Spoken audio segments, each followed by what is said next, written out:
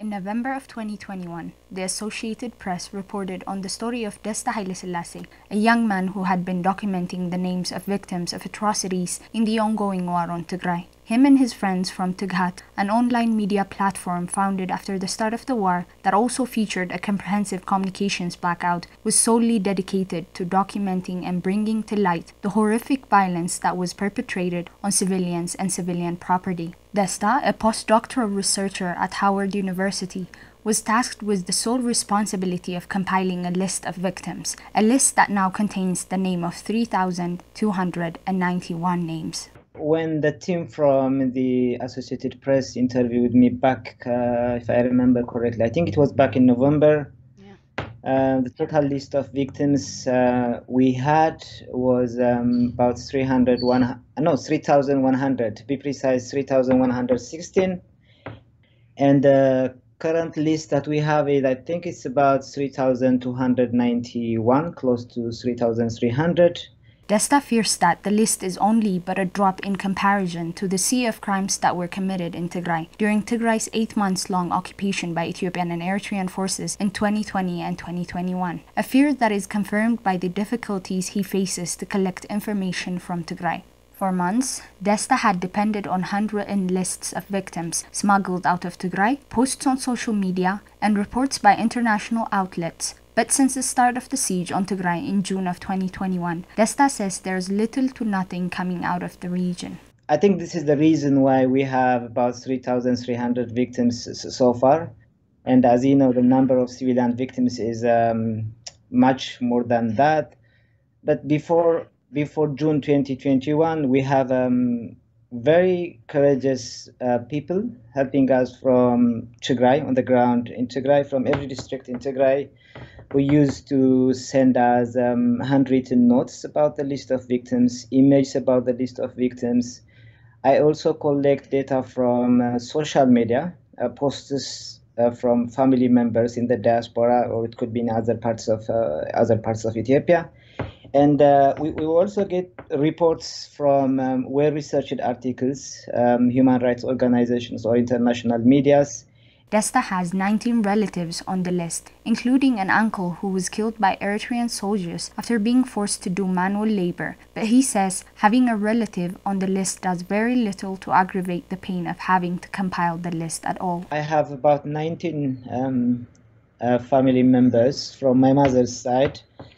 They were massacred by the barbaric Eritrean soldiers on the 2nd of December 2020 in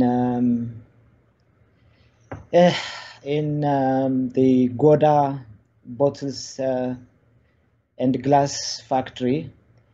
But to be honest, having relatives or family members in the list that I am doing, or that I have been doing for more than 21 months, it doesn't make it any different, because documenting what I have been documenting for more than 21 months, reading the stories and watching these horrifying videos, feels like everyone in the list is a close family member of mine. According to Desta, close to 92% of the victims on the list are male. Most killings perpetrated by the invading Eritrean forces targeted boys and men aged from 12 up to 49, while more than 2/3 of the victims on the list were aged between 18 up to 49, men in the most productive age range in a society.